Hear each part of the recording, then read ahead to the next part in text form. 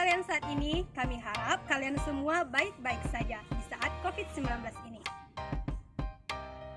Nah, jangan lupa di saat kalian keluar rumah, selalu gunakan masker di mana saja.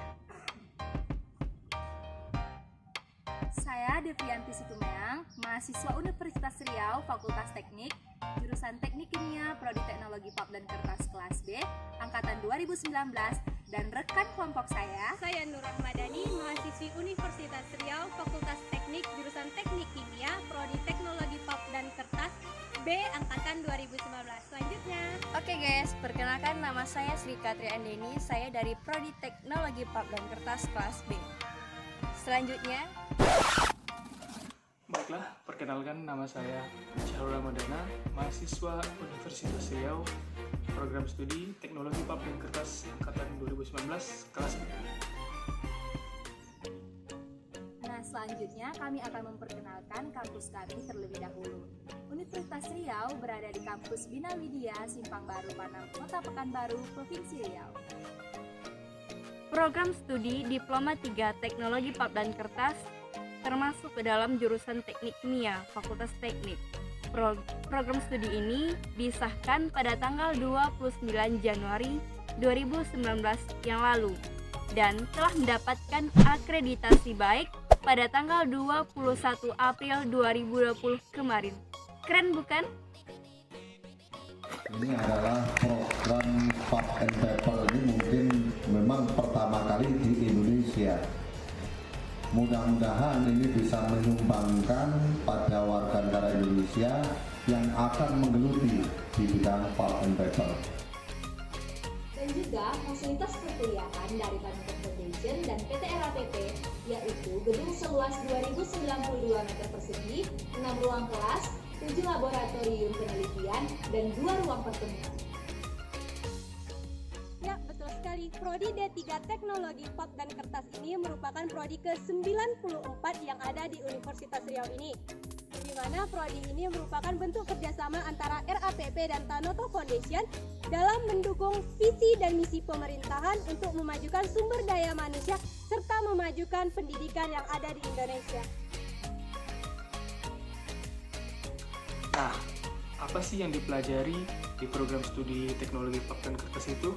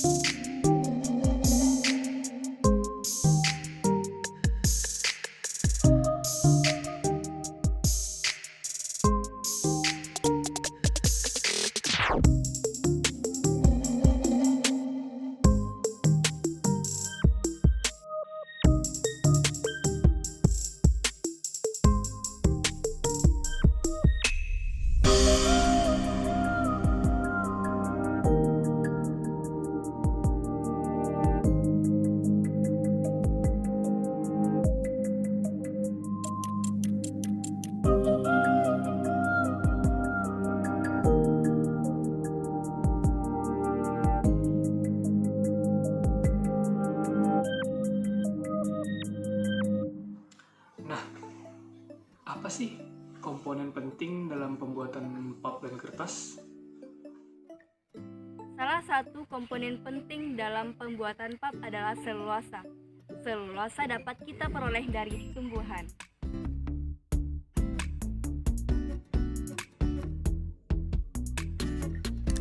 Nah, teman-teman, selulosa merupakan senyawa liat berbentuk serabut serta tidak larut di dalam air dan ditemukan di dinding sel pelindung tumbuhan seperti pada dahan, tangkai, serta pada bagian berkayu dari jaringan tumbuhan.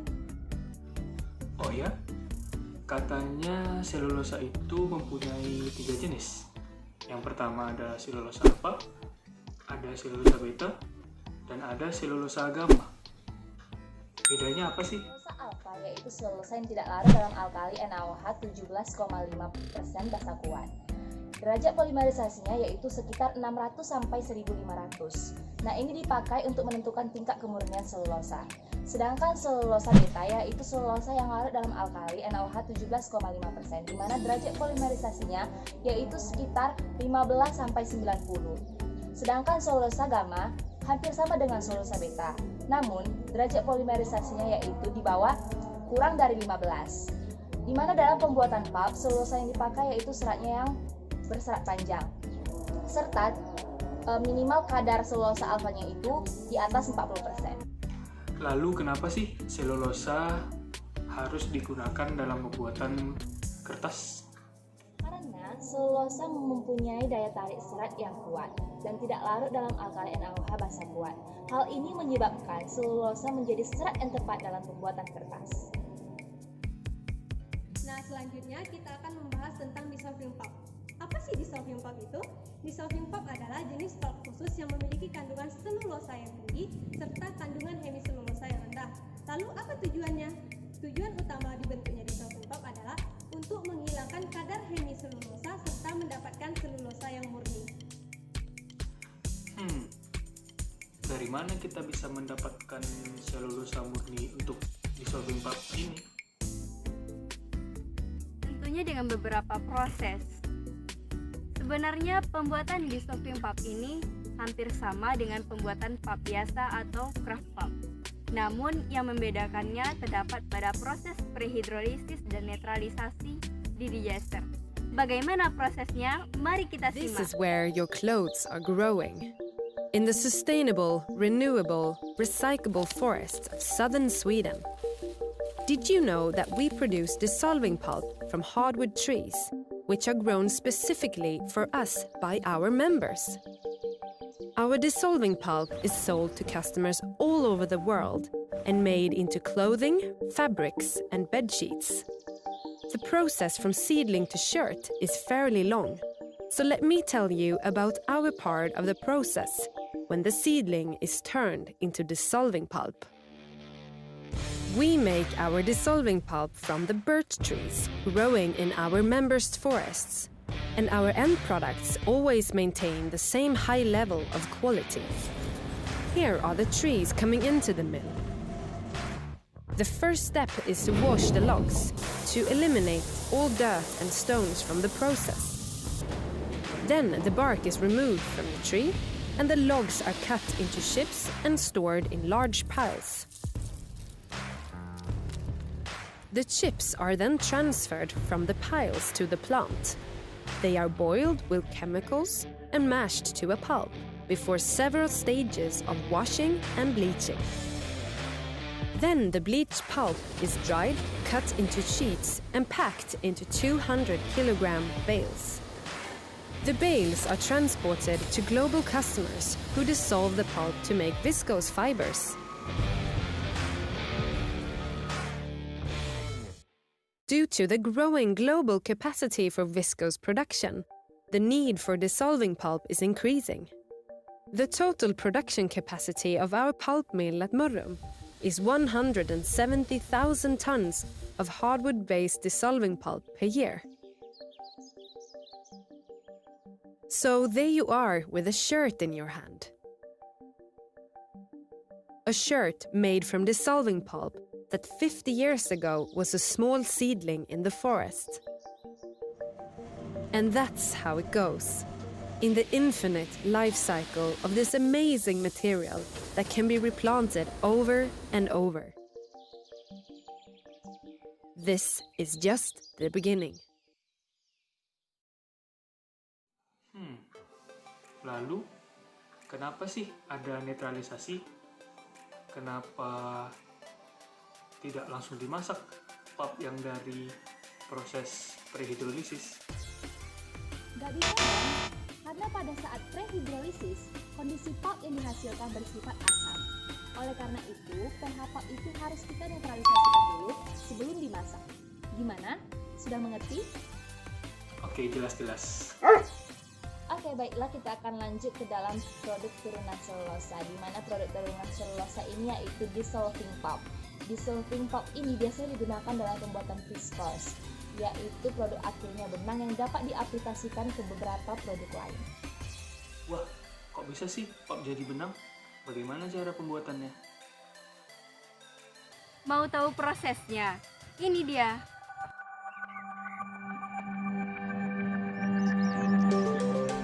Textile products have become an essential part of our daily lives.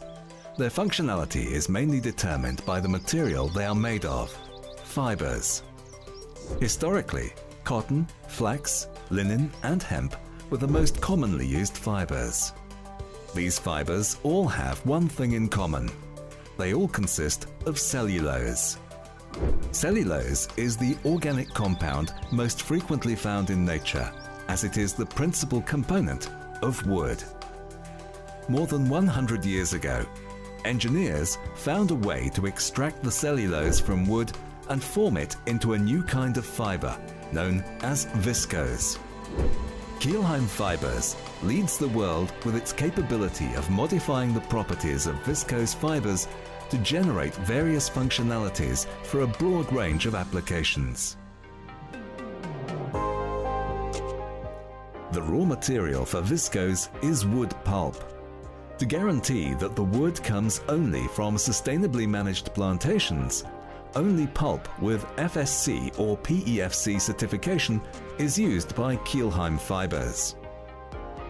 In order to produce tailor-made fibers, the wood pulp has to be dissolved first. Since cellulose itself does not dissolve in water, it needs to be modified in a first process step. The modified cellulose can now be dissolved and forms an orange, honey-like liquid. This liquid is pressed through an extrusion head into a bath of dilute acid. As it comes into contact with the acid, the dissolved cellulose regenerates and forms a fiber. At this point, key modifications, such as changing the shape and size of the cross-section or incorporating additives, can be made.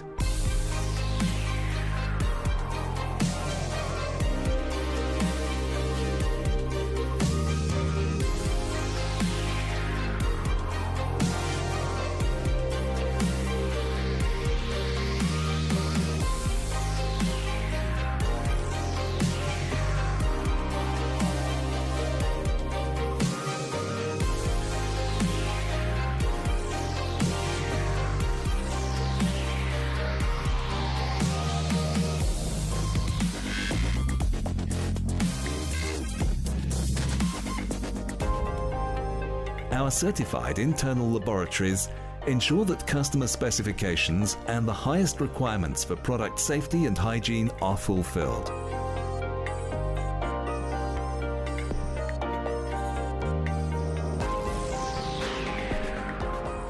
From Kielheim in Germany, the fibers start their journey to customers all around the world. Every day, about 25 trucks leave our plant. Lalu, apakah dissolving pulp hanya bisa dibuat menjadi benang? Oh, tentu tidak. Viskos merupakan turunan selulosa yang dapat digunakan untuk menghasilkan produk benang atau woven. Contohnya saja seperti baju, celana, dasi, serta handuk. Dissolving pulp juga dapat digunakan untuk membuat produk non-woven atau tidak dianyam. Contohnya saja seperti kacamata, kosmetik, serta diapos.